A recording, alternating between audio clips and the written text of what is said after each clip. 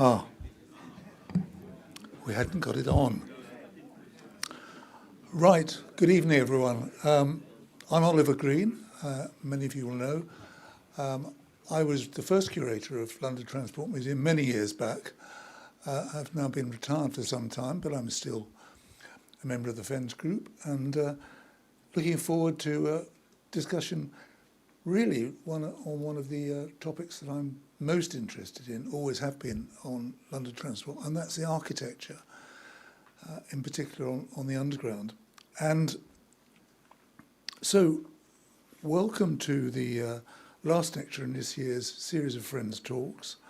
I'd like to introduce my colleague Edmund Bird here, who has been TFL's heritage manager for nearly 20 years, working in the town planning team, advising all departments, including LU, London Overground, Elizabeth Line, DLR, highways, bridges and tunnels, and places of London commercial interest and development. In his custodianship of over 100 listed stations, he's brought Thames bridges and street furniture, such as memorials, bollards and fountains. Before that, he was communications head of conservation at London Borough of Lambeth and Camden. Of course, more of the more central London, and both those have got some of the more listed buildings of London Transport. Before that, he was head of communications. Head of communications at London Borough of Lambeth and Camden.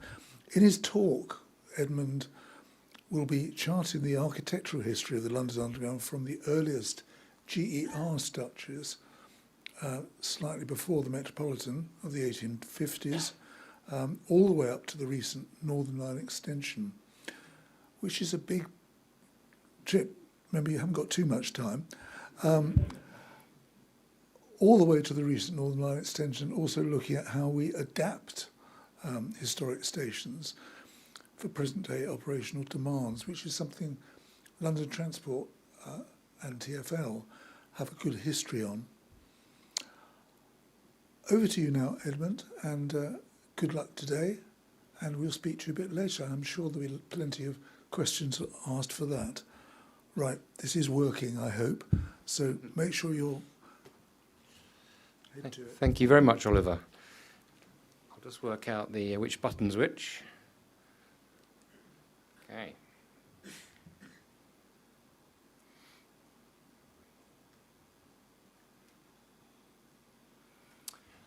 Well, a very good evening to you all, and thank you for turning out on a rather inhospitable evening. My job covers the whole of Transport for London. Big change from working in the boroughs, certainly. And I'm going to give you a flavour of what my job involves. Rather than reeling off a list of projects, I thought it'd be a good idea to actually give a full kaleidoscope of the incredibly outstanding architectural treasures we have, and run through from the 1850s and 1860s right to the present day, and then look at some current projects we're dealing with. Mostly London Underground, as Oliver said, but I will also touch on work I've done with the Elizabeth Line and the Overground. So, starting off, I love this poster just to start with. I obviously costs a lot more than twopence now to take the Central Line, and I'm not sure we'd use the slogan "avoiding all anxiety," but it's a lovely touch. And just fantastic posters, and thank you to the LTM collection. I'm showcasing a lot of the marvellous collection that they have.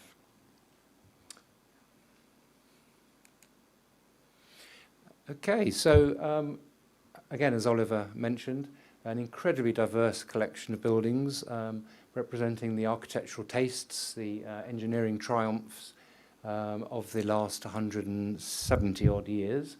Just a few here. Some have changed markedly, in which they even completely disappeared. But others, like Gloucester Road, top left and bottom left, have remained remarkably constant. And that's a good example of where predecessors of mine 30 odd years ago, have actually put back a lot of missing features, which we're doing a lot at the moment, such as the stone balustrade, the sphere roundels and the urns. Very interesting example of stations from different periods standing side by side. Obviously the right-hand buff brick one being the older Victorian building, next to the Leslie Green oxblood on the left-hand side. And then through our 20th century heritage, this one at the first 30 years or so at Arnos Grove, and right at the end of the century, Stratford. So to help our work, we've got a lot of design and heritage resources, which are incredibly important. The London Underground Design Idiom was launched about 5 or 6 years ago, and that's very helpful on our everyday assignments. It divides up the network of 272 tube stations into architectural genre types, often based on era or architect or design approach at the time. So you probably can't read those, but they're groups such as Leslie Green, Charles Holden, Victoria Line, etc., JLE.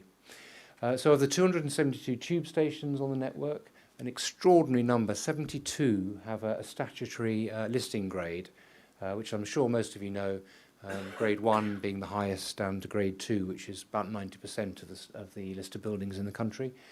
So any change to those nationally listed buildings often requires listed building consent from the 34 boroughs and rural district councils, especially to the north in Middlesex, Essex and Herts.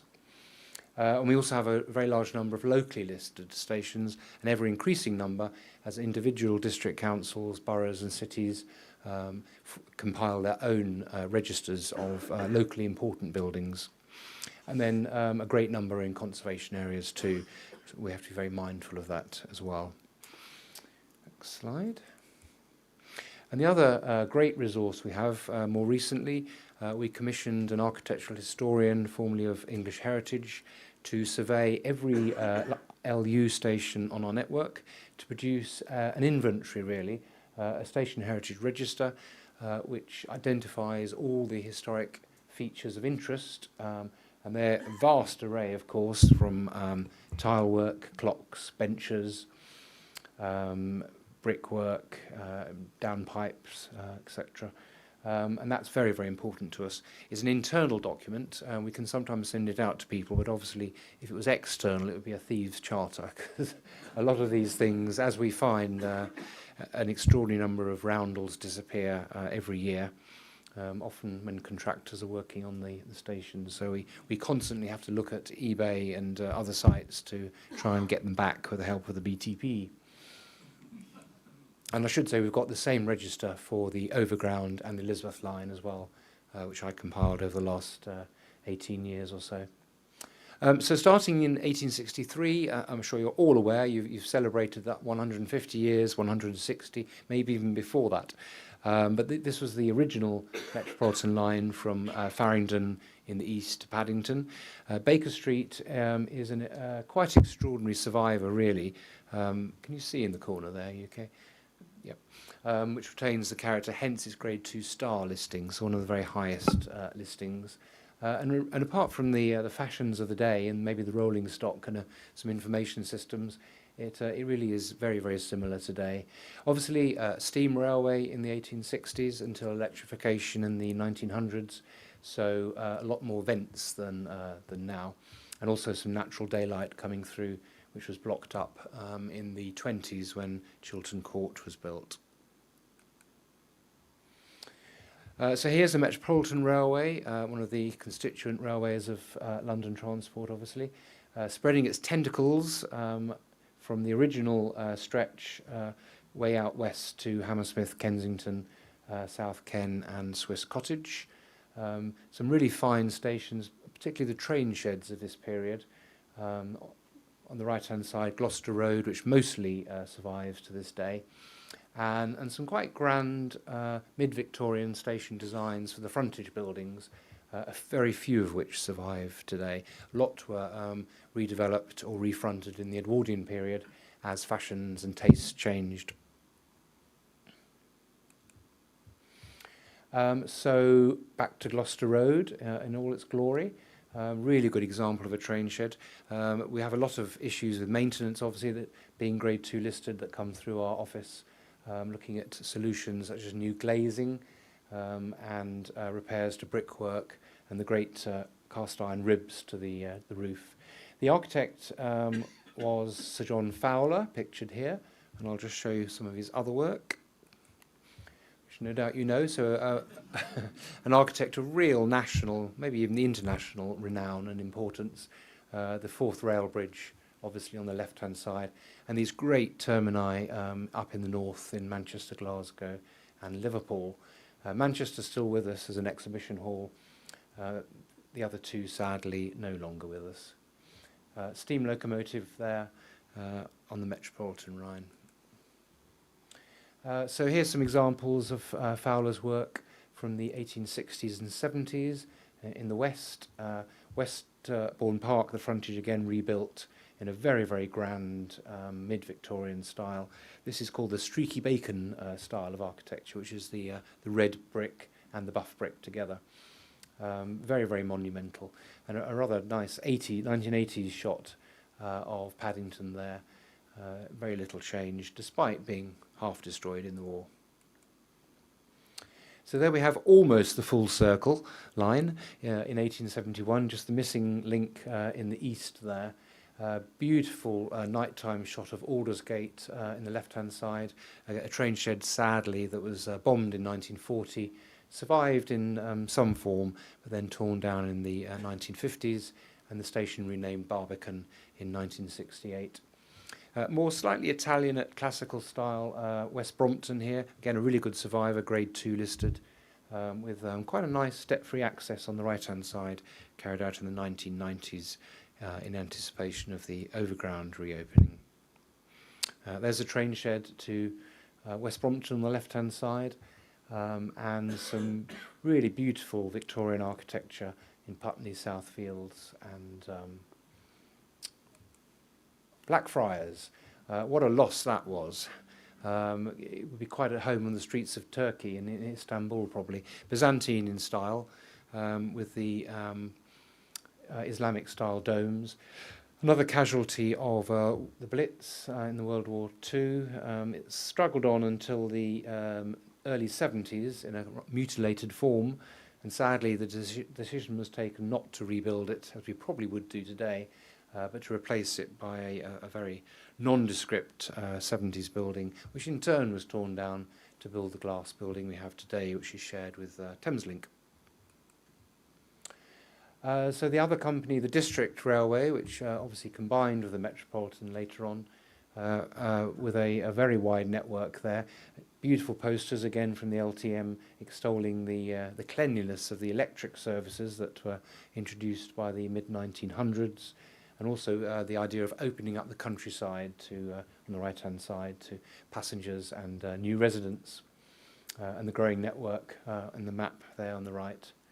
And the Thames Tunnel, now part of the Overground, built by Brunel. So Edwardian period, architecture changed again, evolving rather than radically changing, with this honey-coloured faience, Baron's Court, Earl's Court, and Fulham Broadway, which is now part of the shopping centre, but still with the train shed behind, and the beautiful mosaic you often find with the station name there. Baron's Court, we're about to start hopefully in the early new year, we're going to start restoring the station, which is in quite a sad, sorry state. It is very grievous, I find, in the last few years that the budgets have been reduced to such an extent that our stations are beginning to look rather shabby. And I'm just old enough to remember in the early 80s the state of the network then, and I really hope we don't slip back to those times, because bits are literally falling off some of our stations. Wimbledon Park, I thought, late Victorian, little pavilion design, Queen Anne touches, particularly with the gable and the chimneys. And this was a locally listed station where we introduced step-free access very recently, a couple of years ago. And the architects came up with a scheme which we refined internally to make the minimal impact on the historic character of the station. Does this have a pointer? Not sure, anyway. Just a very simple lift shaft at the back of the station with a bronze link. The bronze material, as I'm sure you know, has been used on the London transport for over 100 years. It's a very good and very robust material. And then at platform level, you can just see the lift tower peeking out below the canopy there. But a kind of a minimal intrusion, which has really revolutionised the use of the station with access for all. And we have a big step-free access programme starting again after, which I'll talk about a bit later. So back to the Metropolitan Railway in the early 20th century, opening up huge areas of Middlesex and Buckinghamshire to new development, actually promoting the building themselves around the stations, and some great promotional adverts at the time, extolling people to leave the smoky, dirty, polluted city and move out to the countryside, which of course was then built on, but which became the same streets as inner London. And there's the beautiful electric loco, Sarah Siddons or similar. Metroland, of course, the phrase coined for the whole area developed by the Metropolitan Railway. We've still got a fantastic legacy of late Victorian stations. We're just about to start the refurbishment of Chesham Signal Box again. It was done about 10 dozen years ago, and already it's beginning to rot. And some great canopies, the Ridge and Furrow, almost sawtooth canopy here at Chorley Wood. And we've just, a couple of years ago, done a new step-free access at Amersham using the Metropolitan maroon and cream colours on the bridge and brickwork to help it blend in. Chorley Wood, we were working with the parish council to try and find a new use for the signal box, a parish council use as a meeting room or a tea room. And then we came up against the costs that LU Legal insisted on getting the rights of access, so sadly that's been parked. But a very, very sorry state 5 or 10 years ago, and beautifully restored in the traditional livery. This is one we won an award for, the terminus at Hammersmith. I would love to put the canopy back one day. I hope a successor will, whenever they get around to it, or we won't have the money, but that's pictured on the left-hand side, built by the Great Western Railway architect, Paul Culverhouse, who built parts of Paddington Mainline Station and other stations on the GWR network in the west of England. But a quite nice restoration jobby to accommodate the new trains. So our history didn't begin in 1863, even though that's this anniversary we celebrate. We obviously took over a lot of mainline companies' stations from the 1850s into the 1870s in Essex and Hertfordshire. Really rural, idyllic scene from High Barnet there, similarly at Epping, and the old Great Eastern Railway and Great Northern Railway canopies with very, very elaborate brackets and valancers, which have been painted in the Great Eastern colours. As part of the design idiom, it sets out the colour palettes for the various genres of stations, so we can actually put them back into their old corporate colours, which we're now doing for the Overground as well. Very lavish budget for Barkingside because of the Dr. Bernardo's home for orphans, which was much visited by royalty, so the GER made a real effort to design a beautiful Edwardian Baroque station there, which we maintain grade 2.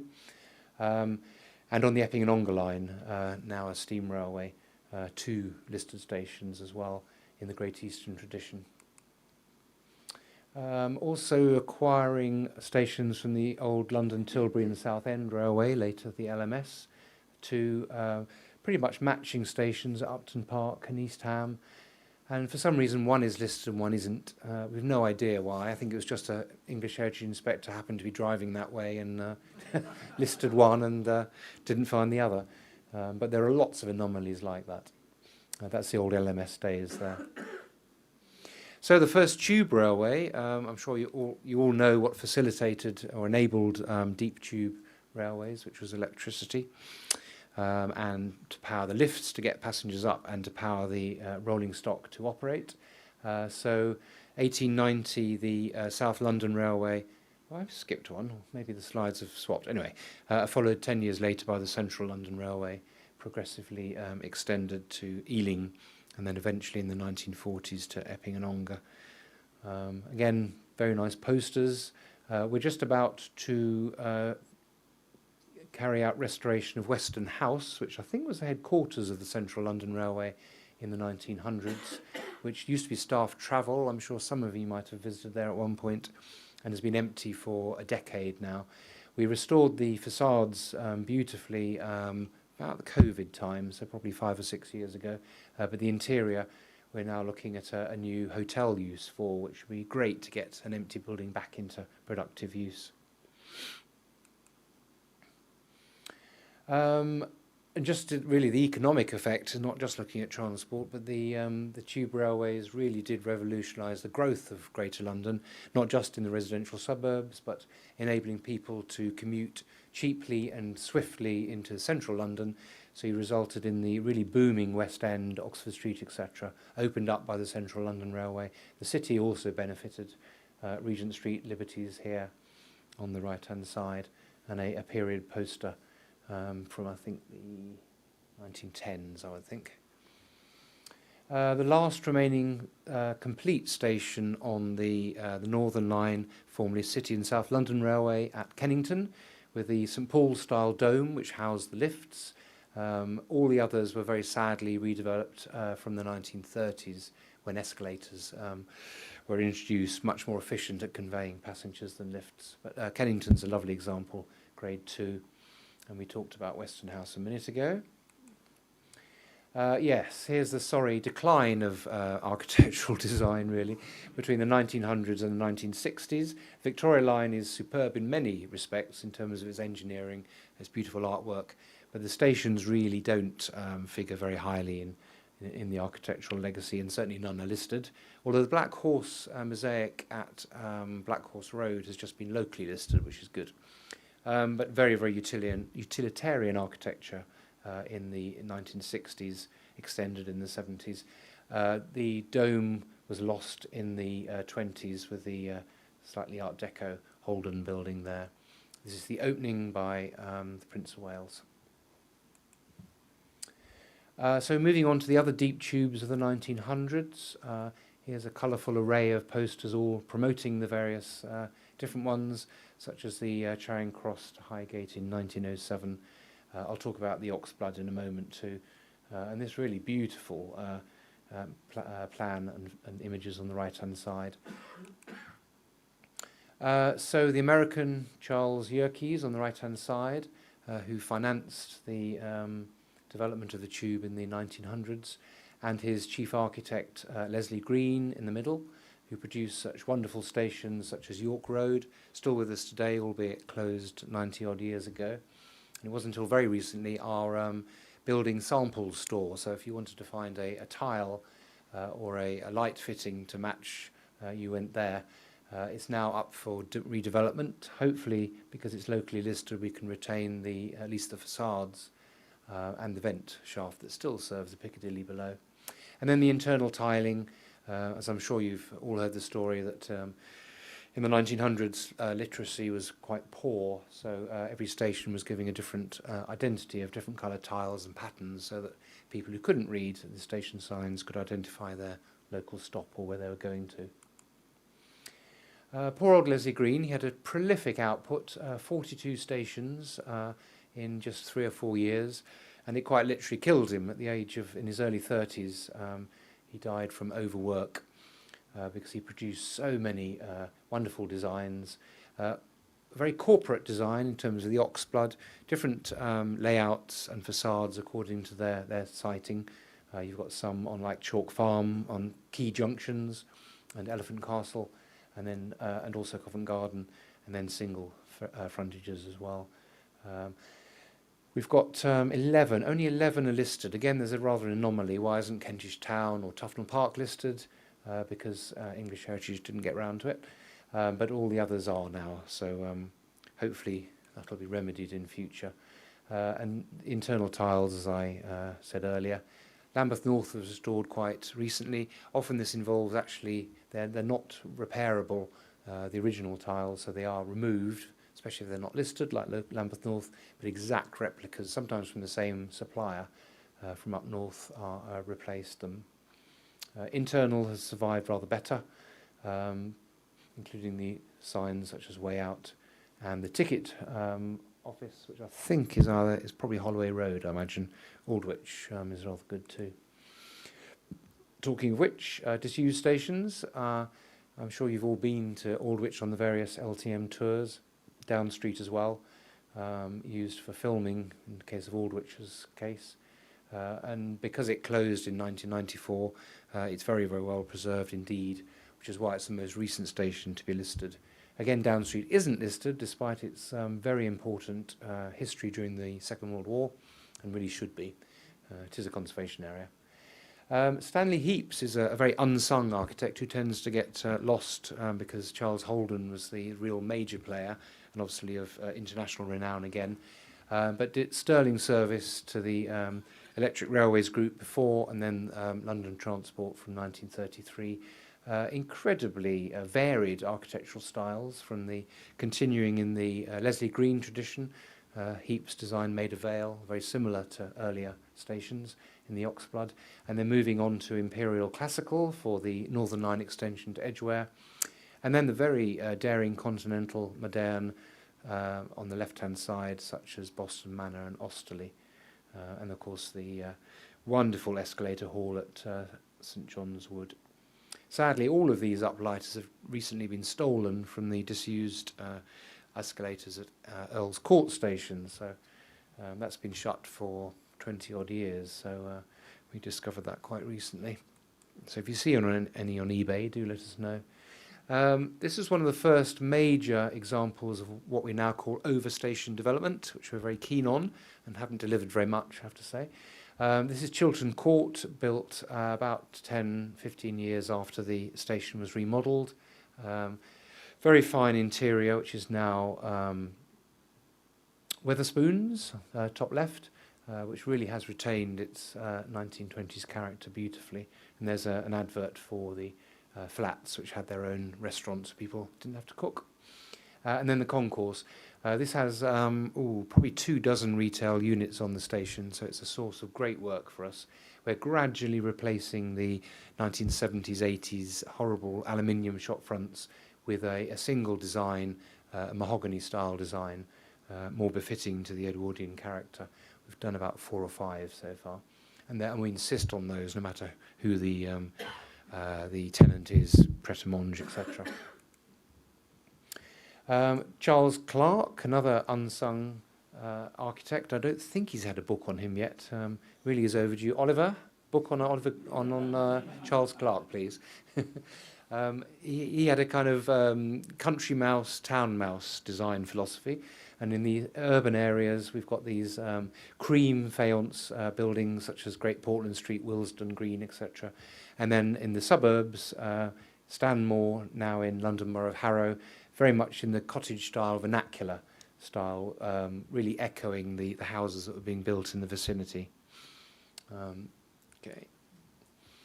And again, the vernacular, almost arts and crafts, tile-hung gables of the Watford branch, that one's Croxley, and the recently restored, as part of the Thameslink works, Farringdon, which is really fine, which has the older train shed behind. But these were all done in the 1900s, 1910s.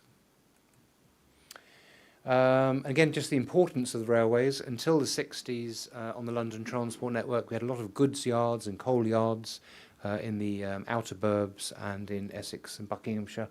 And the railways coming in the 1830s and 40s really were the catalyst for the expansion of the city, bringing in building materials to build the vast new housing areas, office buildings, etc.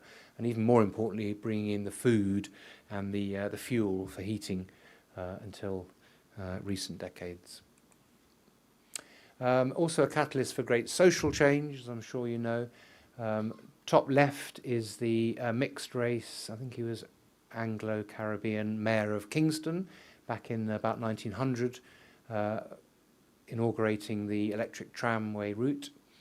And then the immigration in the 1940s and 50s, where we actively promoted our very large vacancies in the Caribbean and also in Asia. The role of women during the First World War, who took over a lot of men's roles when they went to fight. Some stations, such as Maida Vale, becoming all women run stations, which was quite a shock to the populace at the time. And then the Second World War, women got a lot more involved in terms of not just staffing stations and waving off trains and selling tickets, but also on the maintenance front as well. And then not forgetting the debt we owe to the Irish community for the building of the railways back in the mid-19th century with the navvies, the navigators. So moving through the 20th century, this is the Northern Line extension of the mid-1920s. Our former chairman, Lord Ashfield, with his daughter, with the first train down to Morden, extended from the previous terminus at Clapham Common. And again, fantastic advertising promoting the new line. So talking about Charles Holden, one of the greatest architects of the 20th century, without his work at London Transport even. Very early work here at Clapham Common with the dome and the cream faience, still beautifully preserved today. And these are his stations on the Northern Line. A very interesting fusion of the classical, the Art Deco, the arts and crafts, such as the chandelier, and the very modern. So incredibly progressive for the day. Lovely touches such as the stained glass LT roundels, and even the, if you just see under the Tooting Broadway upper frieze, you can see the underground symbol stylized as a globe with the bar through it as an integral part of the column there.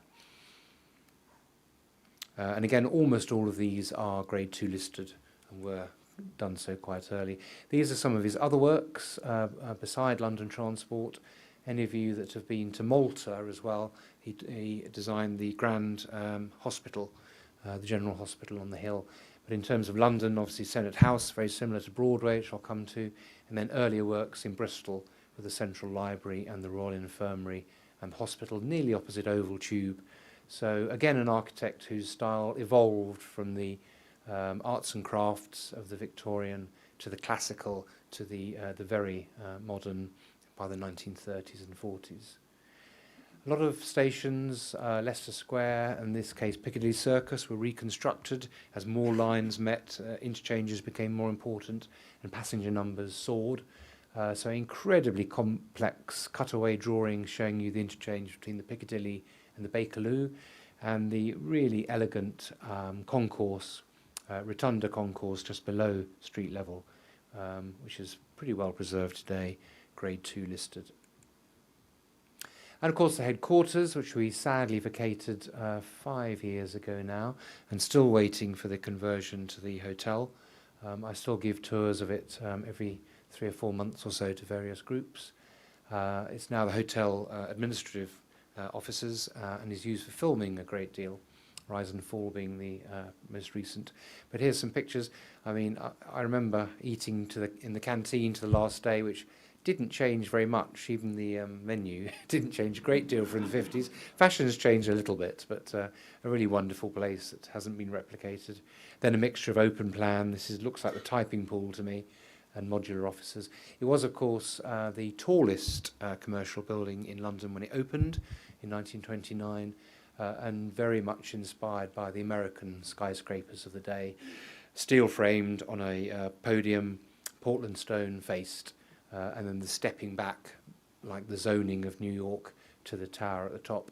This was Grade 2 listed very early on, back in the 1970s, but then elevated, jumping straight to Grade 1 about 10 years ago in recognition of its outstanding international importance. And of course the artwork as well by Epstein, Moore and Eric Gill. All Grade 2 star listed. Arnos Grove based on the Central Library in Stockholm. Beautiful Buckinghamshire brick used on a lot of these stations. Sudbury Town we're refurbishing at the moment and putting back original Holden Hooping Globe lanterns, which you can't quite see in that shot. And then Southgate we've done a lot of work on recently, because they're all approaching 100 and all need quite a lot of work doing to them, as you can imagine. And also some poor alterations and unsympathetic alterations, particularly carried out before their listings in the 70s. A few more examples here of Holden's work, commissioned by Frank Pick, head of publicity, and also commissioning things like the maquette and the rolling stock design, but all classics of their time. We've got fantastic drawings in the collection. This is for Chiswick Park. I'm going to take a couple of dozen students from the University of Kingston round next month to do a condition survey, because the bits are dropping off this one. We've got the concrete cancer problem. There's a lot of, or the Regent Street disease as it's called, where the reinforcing rods get exposed and start to oxidize and the concrete just drops off in clumps, but otherwise very well built. Fantastic interiors, very progressive lighting, uplighting for the time, beacons in their community, especially at night. Sudbury Hill is a good example of where we've adapted very recently, and we were very pleased to win a National Railway Heritage Award for this one. The award ceremony on the left-hand side with the Duke of Gloucester, who's a great railway enthusiast and patron. And here we inserted, quite discreetly I think, 2 lift towers you can see on the right-hand side against the existing 1930s bridge, reusing the crittle windows in the linkways, and also taking out in the ticket hall. This was a large 1980s ticket office which obscured the window, so when you're standing here you didn't see it. We managed to push that back and put the lift lobby back. So, and then add to the budget the painting of this awful cable management system that was put in about 20 years ago. I mean, just astonishing, probably without Lister building consent.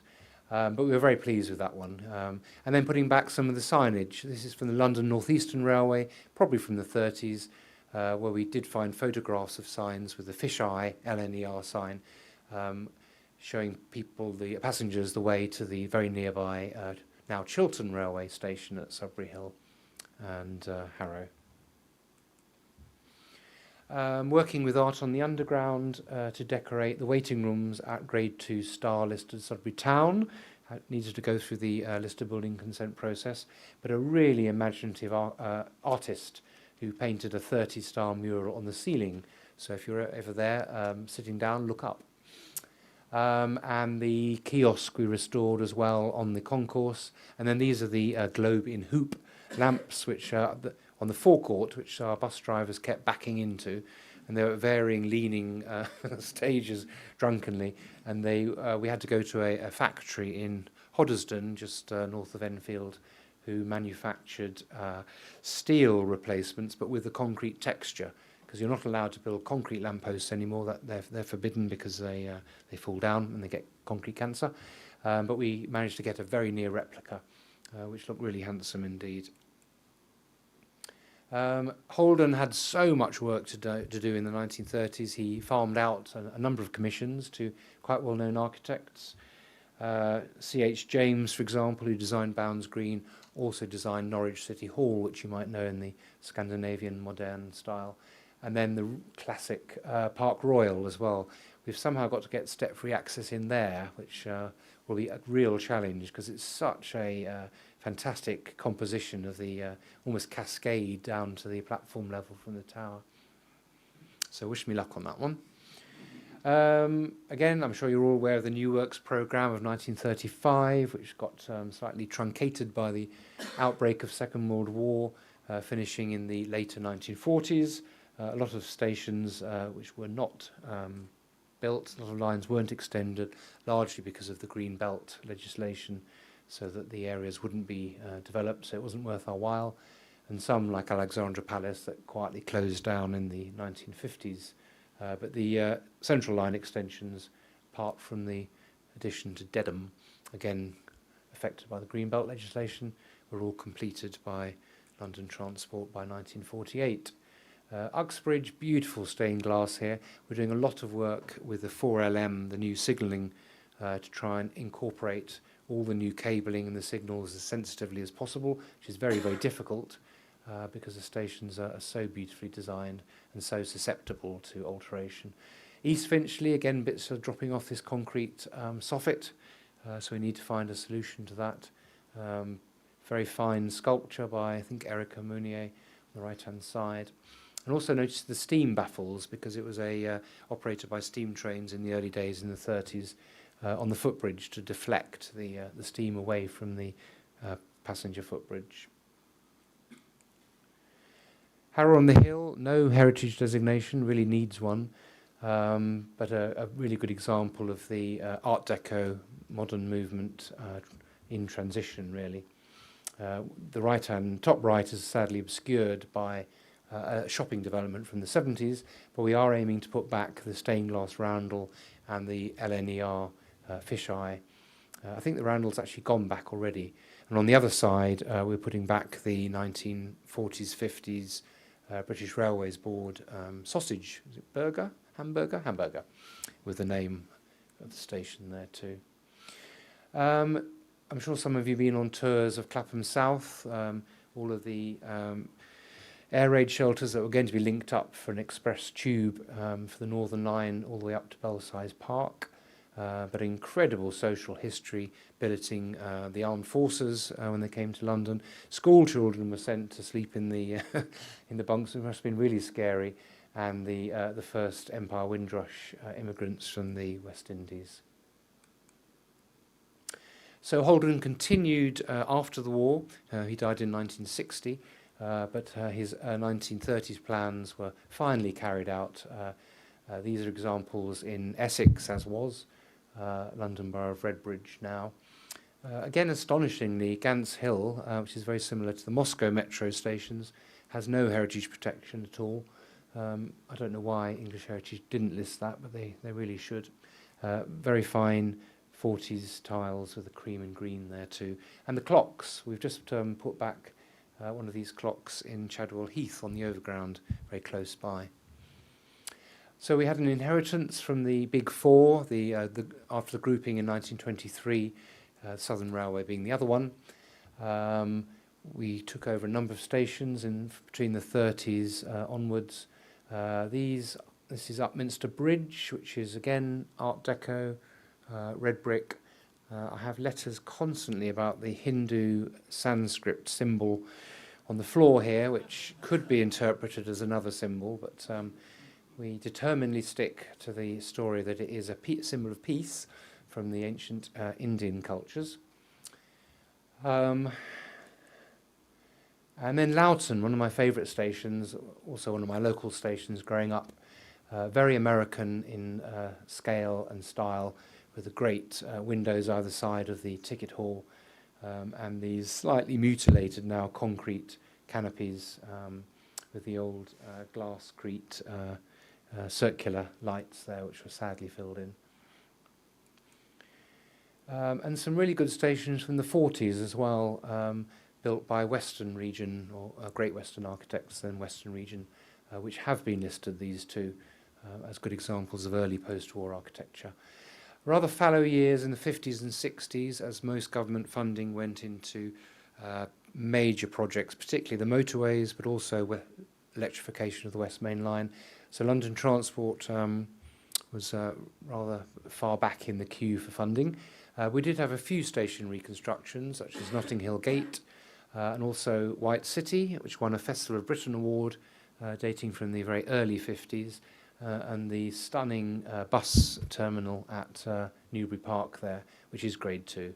And quite nice low-key buildings such as Moore Park there, designed in the late 1950s.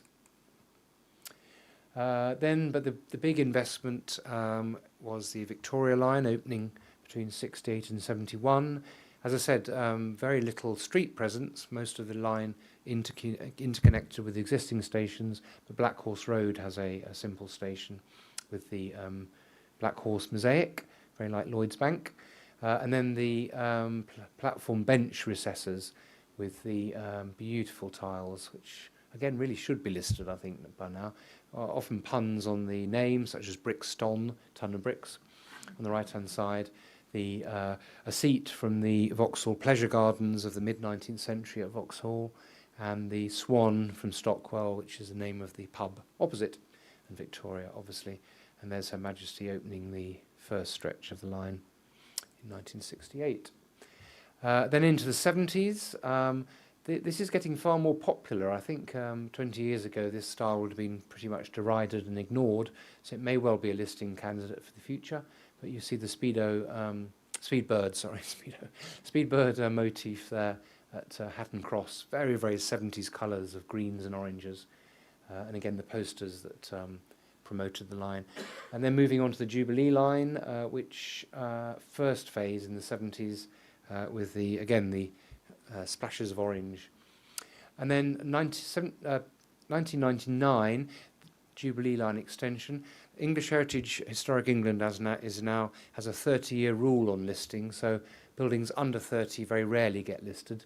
But the 30-year rule dates from the start of construction, not completion.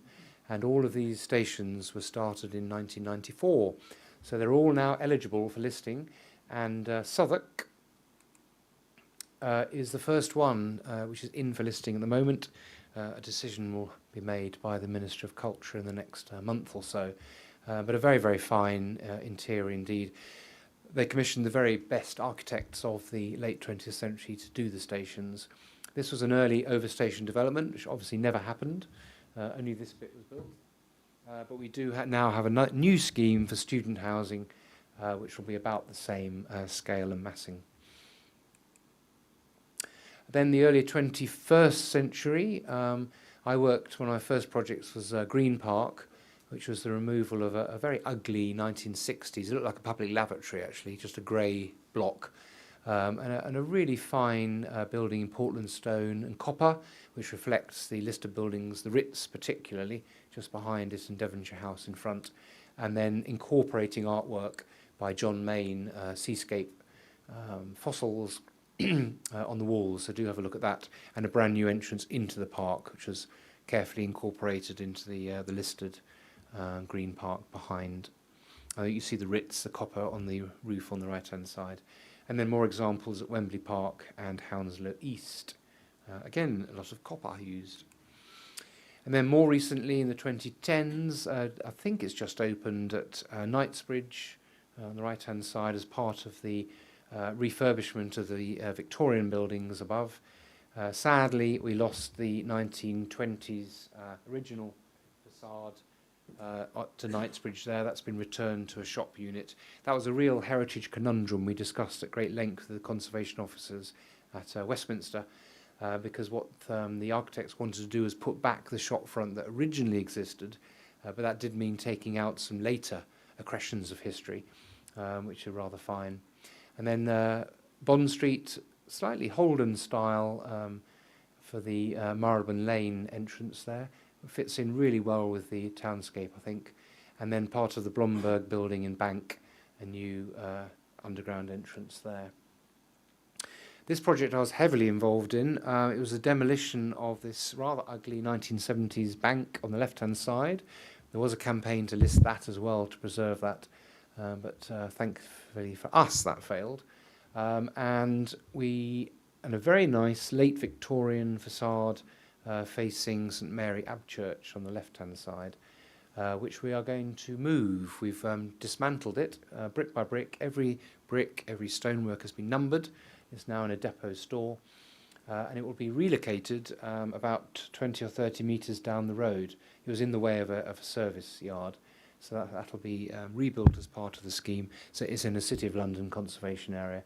And then overstation development, you can see on the left-hand side, the ground floor is all complete and open, and commercial offices will follow in due course. Or maybe like all the JLE stations, it will sit without overstation development for the next 30 years. This is all oven ready, as Boris used to say. All the approvals in place at South Kensington to rebuild what's called the Bullnose building here, retail, and then put back residential, which was all destroyed in the mid-1970s. A few of you may have vague memories of Pelham Street, which was a line of terrace houses along Pelham Street, which was cantilevered over the tracks, and and that only 2 or 3 stories. That was torn down 50 years ago. So now our estates department, called Places for London, want to build a new residential blocks of flats and townhouses and recondition the big block that has the Polish restaurant and the bookshop in. That involved quite an acrimonious fight at public inquiry, which Transport for London won against the council, who thought the scheme was too big. It'll also involve step-free access, hopefully, because it's probably the worst station in terms of high volume and numbers of elderly and people with children and baggage on the network. And also bringing back into use the disused, I think since the 60s, but do correct me if I'm wrong, Platform 1 as was on the right-hand side. So that'll become the eastbound platform to reduce congestion, and the island platform will become a single face for the westbound. Grade 2 listed revetments, which is a fancy word for retaining wall, arcaded retaining wall there, and a new canopy, kept clear of the listed revetments, but hopefully keeping our passengers dry. And then another project I worked on, not on the stations, our new architects worked on those. We worked on the head houses with ventilation shafts in very historic heart of Kennington. This is Kennington Green, with the old gasworks behind, and this is the new head house built in brickwork to match the Georgian townhouses, grade 2 and 2-star, and also provide a foil to the rather ugly industrial buildings behind. It's a gin distillery, actually, Beefeater Gin Distillery behind. And then very, very modern stations at Battersea and Nine Elms. And they're now talking about a further extension to Clapham Junction. Wandsworth Council are very, very keen on that. Then the Elizabeth line, opened by Her Majesty the Queen not long before she died. But I think there probably will be listed buildings in the future, really stunning, monumental scale.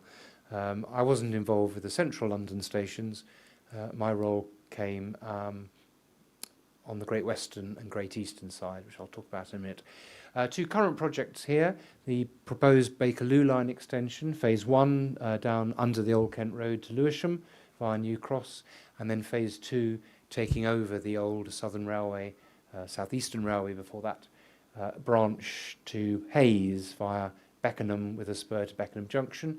So we've just completed a heritage audit of stations. This is Clock House in about 1990 odd, and Catford Bridge in the middle there, and Ladywell. So very historic mid-Victorian stations which we feel should be retained and incorporated into the underground line when the time comes. And the other project is the West London Orbital, which will be part of the Overground. And again, there's some very fine stations on Southern Railway's Hounslow Loop, which you can just see Hounslow here. I can't remember which station. I think that's Brentford on the left-hand side. So again, recording all the historic features and trying to preserve them as part of the new line. Recent Overground projects. We're starting a refurbishment programme on the Liverpool Street lines, and this week we won a commendation at the National Heritage Awards for the restoration of Bruce Grove in Tottenham. We worked jointly with London Borough of Haringey and the Heritage of London, the Railway Heritage Trust, to fund the rescue of the accommodation building. These were roofless, they were completely derelict and had been since British Rail days, but reconditioning them, bringing them back into use as a community room, staff mess room and a waiting room, and also returning the station to the London North Eastern Railway colours of 1937. We found the colour palette, and it was grey, white and orange before, and I think it's a huge improvement. They did insist on the white and orange balloons for the opening, just to maintain the corporate line. But we're hopefully going to roll this up down the line. Memorials are very important. On the left-hand side, bottom left at Farringdon, Johnston Memorial, the font we still use today. Harry Beck, who designed the diagrammatic London Underground line, and which is going into Finchley Central, where he used to live. and then Frank Pick Memorial in Piccadilly Circus, which is an old retail unit. And then the last project, Elizabeth Line I mentioned. So again, we won a Railway Heritage Award for Hanwell in the borough of Ealing, restoring derelict accommodation buildings and repainting it in the Great Western Railway colours of the early 20th century. That's my dog Rupert inspecting the finished product, and also commissioning the old great GWR posters, travel posters for the waiting rooms. And that's been open a year and a half or so, and there's been no vandalism yet, which is really encouraging. On the right-hand side was a car park. That was swept away as part of the plan, working with the London Borough of Ealing to create a station garden and a plaza for sitting out. And the new step-free access we designed to mirror the Grade 2 listed mid-Victorian building with the London stock brick and the red brick string courses running through, and obviously the new Elizabeth Line roundel. The other step-free access was really surgically inserted to retain the GWR character, and it's just here. We just took out a waiting area with a bench and put the lift up from the subway, and then rebuilt the GWR half-timbered end-piece, so you really wouldn't notice it, but it has opened up the station for all. And then do a lot of work with Places for London, which used to be called Commercial Development. And this is two examples. Paddington Parade Street, we've just won consent from Westminster to restore the whole of the Charles Clark station facing Parade Street, bringing back into use long empty units, putting back more sympathetic shop fronts instead of the 80s rubbish. And then Victoria Station Arcade on the right, built over the station when the electric railways allowed rafting over of old stations. And again there we refurbished historic shop fronts. There were only 3 remaining out of the dozen or so, and then replicating them with new joinery. Amazingly, we found the stall risers, beautiful green marble. It looks black in this photograph, but it's green. And we found they were being removed from a office building in the City of London, being demolished. We went back to the original quarry in Italy to try and find them, but this was in 1911, and the quarry had moved on to different strata, and it was completely different, so it was quite disappointing. And then putting back the Victorian-style lighting, projecting signs, etc. And again, we won an award for that. I think that's probably me done, yes. So thank you very much, and any questions I'll be happy to field.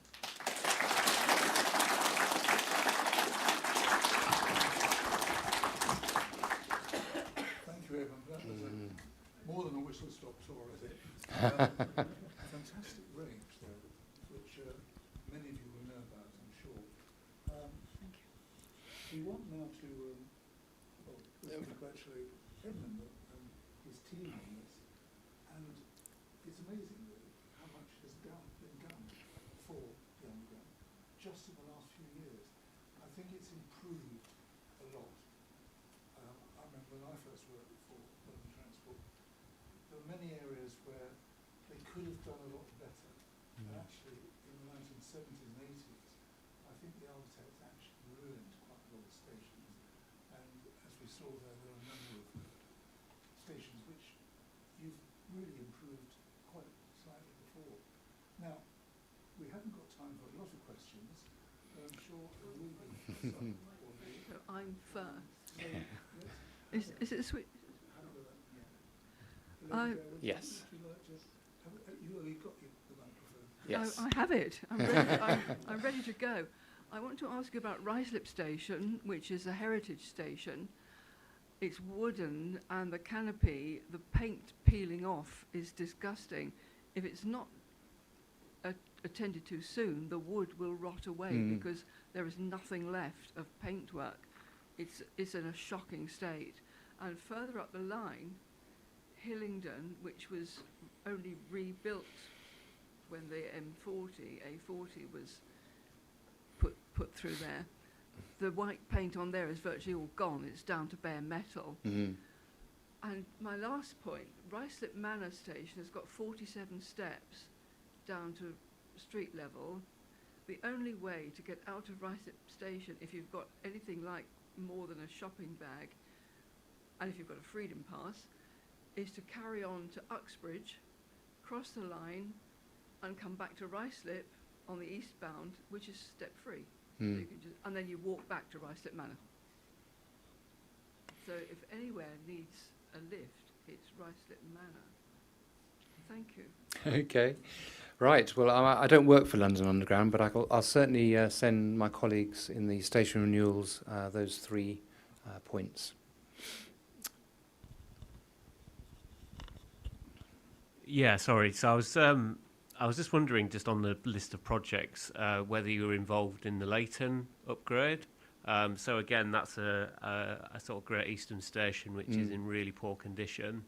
And I know that they've had some challenges in terms of designing an upgrade because of the kind of the A12 that runs through it. But I think, again, very poor condition, and one that's sort of been on the pipeline for a long time. But yeah, just interested in your thoughts on that, if you've had a look at that station. Yes, it has, certainly. And I suspect the redecoration and repair will be waiting for the step-free access. They'll do it all in one. But yeah, I have seen the designs. It sites all the new station beside the old one, so it doesn't destroy the Victorian station that was refronted in the 1940s as part of the Central London extension. It sits quite happily on the left-hand side, on the west side. And there's a new footbridge which will cut into the canopy a little bit. We managed to save both canopies on both platforms. There will be a small section where the bridge crosses them. But I think that's very high up on the step-free access programme. I think it's the priority. So I'm hoping that will come about in the next year or two.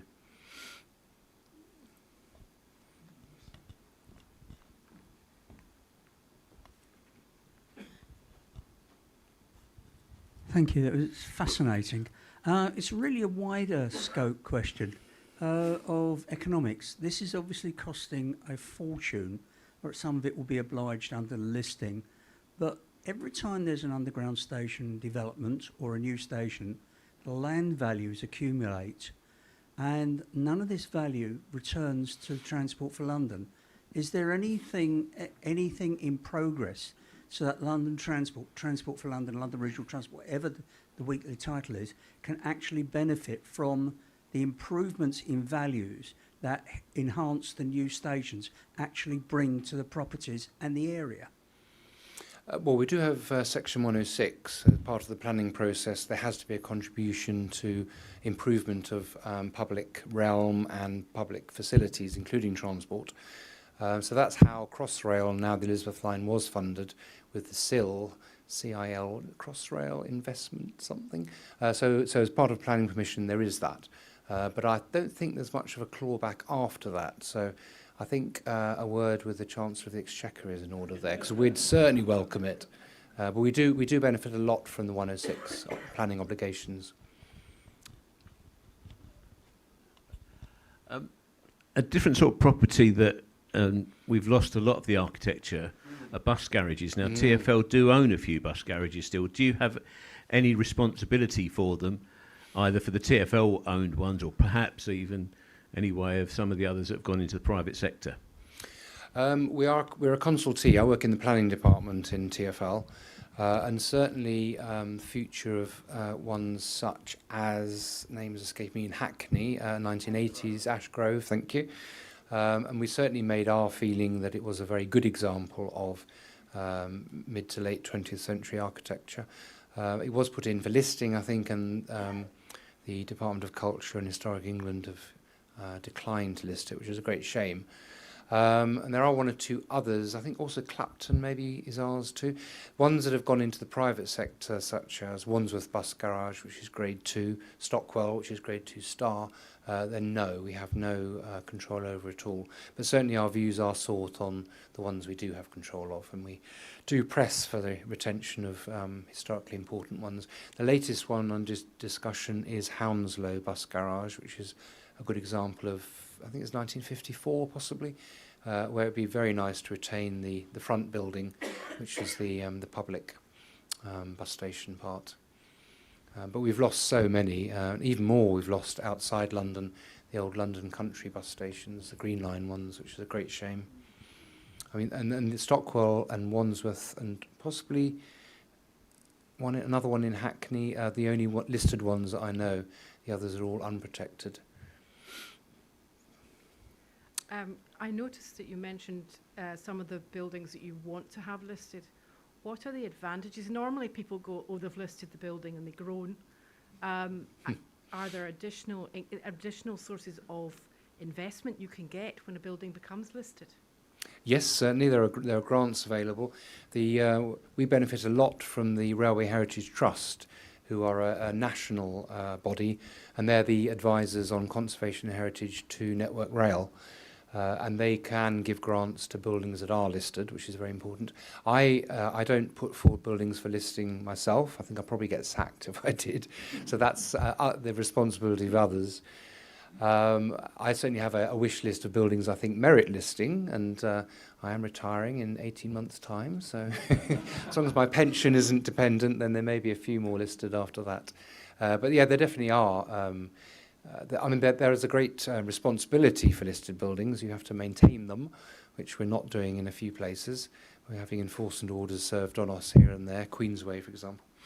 But I think we are custodians of heritage for the future generations, and I think it is our duty to preserve the very best, which is why the Jubilee Line stations are very exciting, and really the best ones should be chosen, I think, for listing. They won't list them all.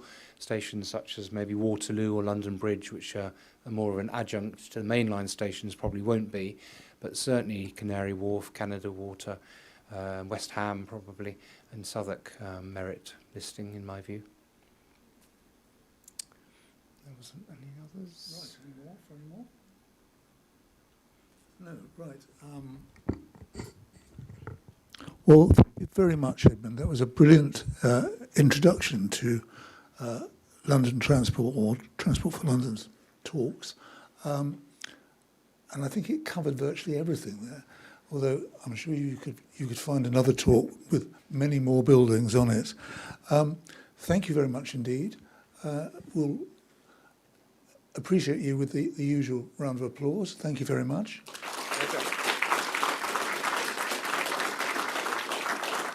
And say, keep up the good work. Thank you very much.